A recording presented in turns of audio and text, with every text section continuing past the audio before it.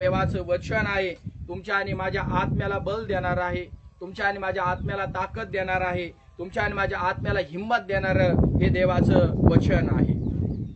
आणि याकोबाने तुम्ही आम्ही पाहिलं चांगला निर्णय घेतला। आणि याकोब जर शेखेमात राहिला असता तर मला नाही वाटत देवाने त्याला दर्शन दिलं असतं। आता आम्ही कल्पना करा, आम्ही जर त्याच जुन्या जीवनामध्ये आज जगत जर असतो तर आम्हाला नाही वाटत की प्रभूने आम्हाला या ठिकाणी सेवा कार्य करण्यासाठी उभं केलं असतं। येशू प्रभू की देवाची वारंवार इच्छा आहे। अजून पण महाराष्ट्रामध्ये खूप लोक आहेत की देव तुमच्या आणि माझ्याद्वारे त्यांना दर्शन देत आहे। काय देत आहे? दर्शन देत आहे। आणि दर्शन देण्याची इच्छा देव बाळगत आहे की अशासाठी की त्या लोकांनी स्वतःच्या बुद्धीवरती इथून पुढे जीवन जगू नये, हाताने बनवलेल्या परमेश्वराची सेवा कार्य करू नये, सोन्या रुपया चांदीच्या देवाची उपासना आणि भक्तीने आराधना करू नये। म्हणून या ठिकाणी निर्णय घेण्याची वेळ बायबलच्या वचनामध्ये तुम्हाला आणि मला बघायला मिळते।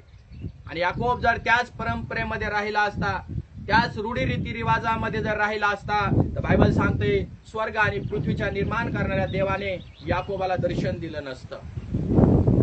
पण याकोबाने निर्णय घेतला आणि याकोबाच्या निर्णयाचा त्याला चांगला बायबल सांगते फायदा झाला। येशू मसीह की पुढे जाऊया 4 वचन।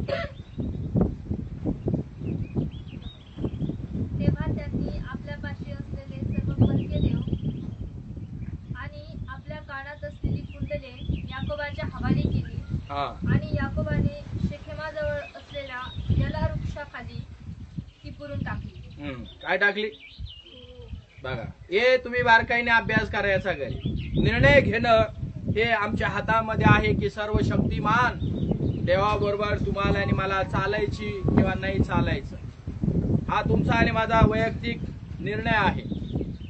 आणि देवाच्या वचनामध्ये तुम्ही आणि मी पाहतो की याकोब जसा देवासंग बोलला आणि देव देखील याकोबासंग बोलला।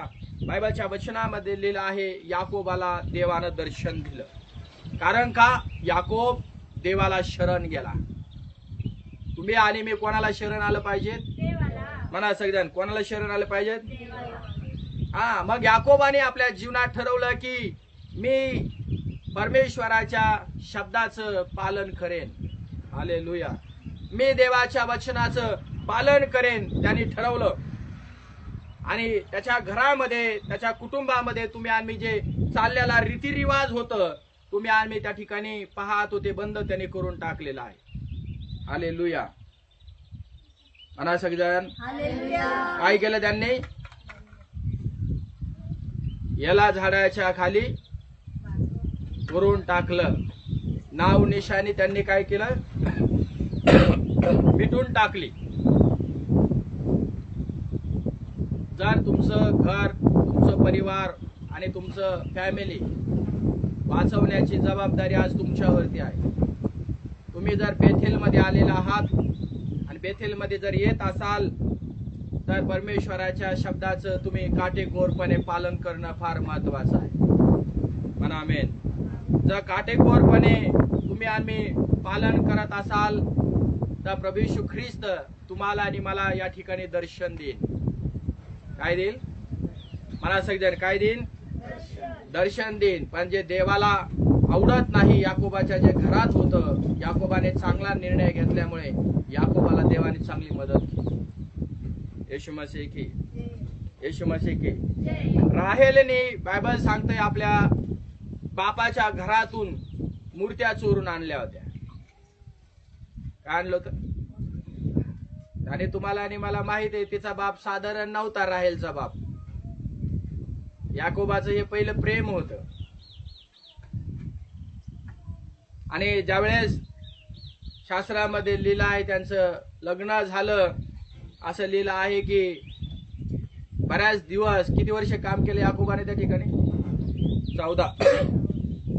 14 वर्ष काम केल्यानंतर ज्यावेळेस त्या ठिकाणी घर सोडण्याची वेळ आली, आपल्या भाषेत शेखेम सोडण्याची वेळ आली, त्यावेळेस राहेलने त्या ठिकाणी काय चोरून आणल्या होत्या?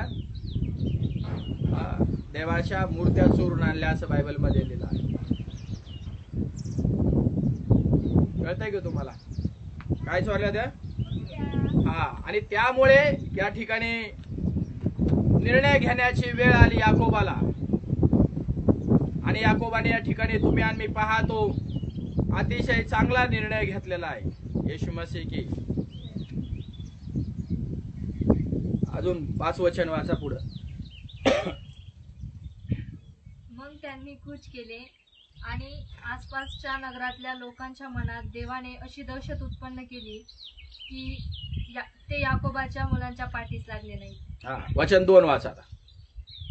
मग याकोब आपल्या घरच्या मंडळीस व आपल्या बरोबरच्या सगळ्या माणसास म्हणाला, तुमच्या पाशी जे परके देव आहेत ते सर्व फेकून द्या व स्वतःला शुद्ध करून आपली वस्त्रे बदला. आपली वस्त्रे म्हणजे पापी जीवनातून तुम्ही पवित्र जीवनाकडे या. निर्णय घ्या आपल्या जीवनामध्ये. येशू प्रभू की. आपल्या जीवनामध्ये निर्णय घेणं फार महत्वाचं आणि फार गरजेचं आहे. याकोबाने देवाच्या वचनाचं या ठिकाणी पालन केलेलं तुम्ही आणि मी पाहिलं आणि त्याने चांगला निर्णय आपल्या जीवनामध्ये घेतला. असंच नाही की त्या मूर्त्याच आहे, पण बायबल सांगतोय ज्या वस्तूत मनुष्याचा जास्त जीव गुंतवतो ना त्याला पण मूर्तीपूजा म्हणतात. एका तरुणाचं उदाहरण देखील तुम्ही आणि मी पवित्र शास्त्रामध्ये वाचलं तर तुमच्या आणि माझ्या लक्षात येईल. प्रभू त्याला लास्ट मुद्दा असं म्हटलं की सगळं काही तू विक, गोरगरिबांना देऊन टाक आणि तू माझ्या मागं. परंतु तो श्रीमंत तरुण बायबल सांगतं येशूच्या पाठीमागं निघाला नाही. तो देवाच्या शब्दाचं 10 वचनाचं आज्ञाचं पालन करायचं. एक आज्ञा पाळायचा. असं म्हटलं नाही की तो पाळत नाही. लहानपणापासून बायबल सांगतो तो पालन करत आला होता. पण प्रभू येशू ख्रिस्त त्याच्या समोर उभा आहे. त्याने ज्यावेळेस सांगितलं त्यावेळेस त्यांनी पाळलं का? याला पण बायबल सांगतं एक मूर्तीपूजा म्हणतात. येशू प्रभू की. मला सांगा येशू प्रभू की.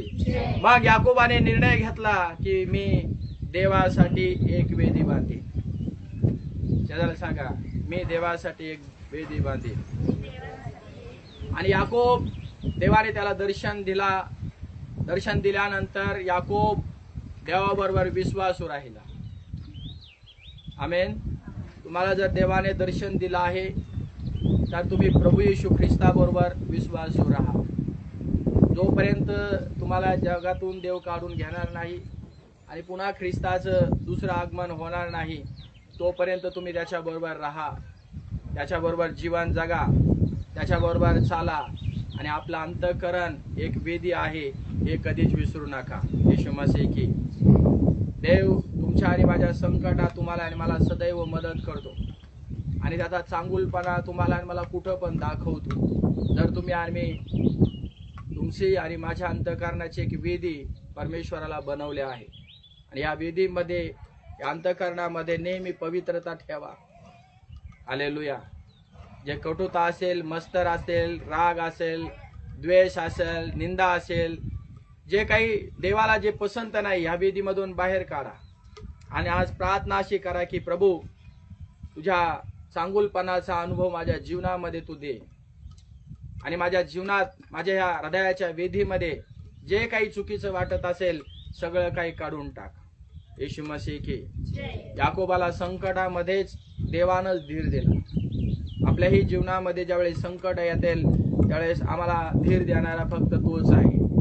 त्याच्याशिवाय मदत तुम्हाला आणि मला कोणाची मिळणार नाही. वचन नंबर 5. याकोब व त्याची मुले यांनी ठिकाण सोडले, शेखेम सोडले. त्या भागात राहणाऱ्या लोकांना त्यांचा पाठलाग करून त्यांना ठार मारावयास पाहिजेत होते, परंतु त्यांना फार भीती वाटली म्हणून त्यांनी याकोबाचा पाठलाग केला नाही. जर देव याकोबाबरोबर असतो, याकोबाबरोबर देव जर नसता समजा तर ह्या लोकांनी याकोबाला काय केलं असतं? मारून टाकला असतं. याकोबाच्या परिवाराचा घात केला असता, याकोबाच्या परिवाराचा नाश केला असता. पण याकोब संकटामध्ये ज्यावेळेस सापडेल त्यावेळेस पुन्हा सांगेल याकोब देवावरती अवलंबून राहिला, कारण याकोबाने शेकेम सोडलं. येशू मसीह की.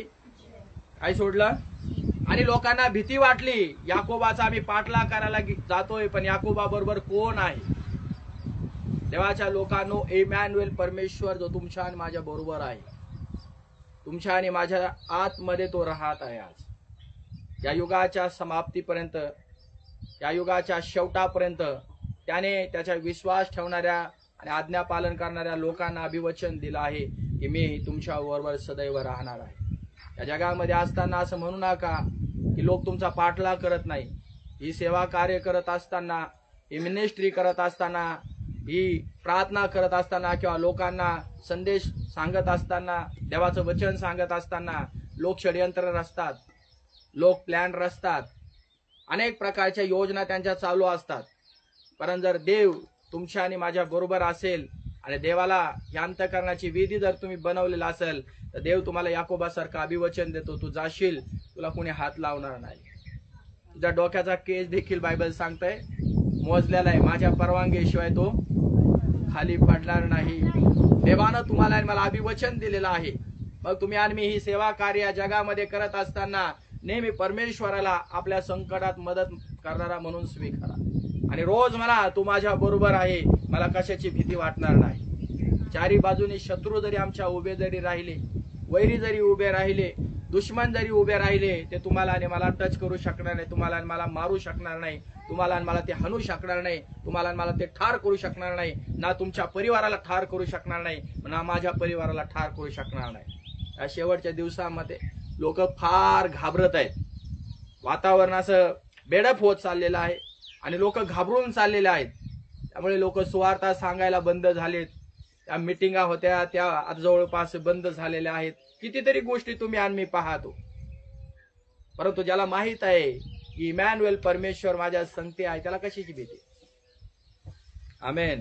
जोपर्यंत देव आम्हाला परवानगी देत नाही मारायची किंवा जखमा करायची, तोपर्यंत आम्हाला कोणी काही करू शकणार नाही. कारण आमच्या संकटात मदत करणारा कोण आहे?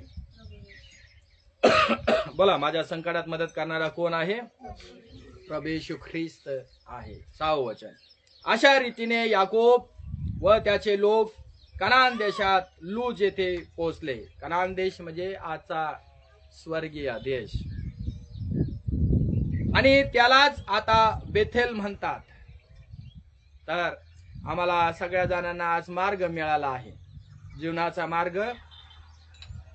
येशू ख्रिस्त म्हटला मीच आहे. अनंतकाळच्या जीवनाचा मार्ग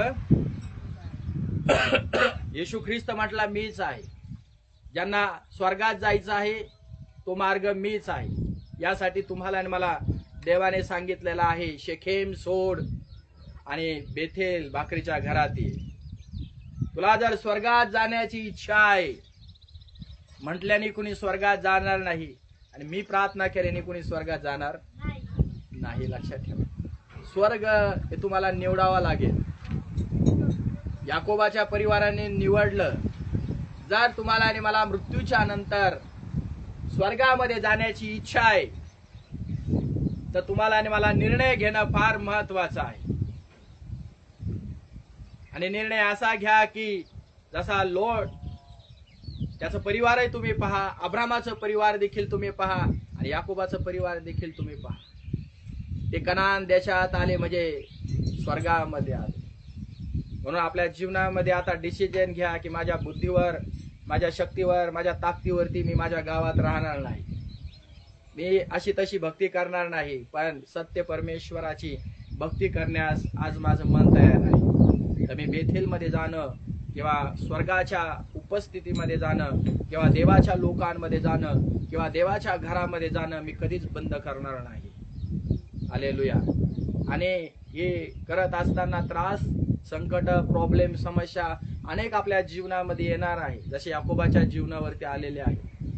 पण याकोबाने निर्णय घेतला आणि बायबलच्या वचनामध्ये लिहिलं आहे, याकोबाला स्वर्ग मिळाला, त्याच्या परिवाराला कनान देश मिळाला, आणि त्याला बेथेल म्हटलेलं आहे.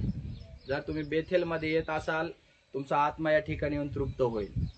कारण बोलणारा या ठिकाणी देवाचा पवित्र आत्मा आहे, आणि तो तुमच्या मनाला, आत्म्याला खात्री पटवून देईल की तू ज्या मंदिरात येत आहे, तू देवाच्या पायाजवळ बसत आहे, ज्या देवाची आराधना करत आहे, त्या देवाची उपासना करत आहे, ते योग्य करत आहेस. तुझ्या मनाला खात्री पटेल, माझ्या मनाला खात्री पटेल, आणि खात्री जर पटेल तर तुम्ही बेथेल कधी सोडणार नाही. काम सोडाल, पुन्हा सांगेल व्यवसाय सोडाल, पण देवाच्या उपस्थितीत देवाचं वचन ऐकणं मी कधी सोडणार नाही. येशू मसीह की येशू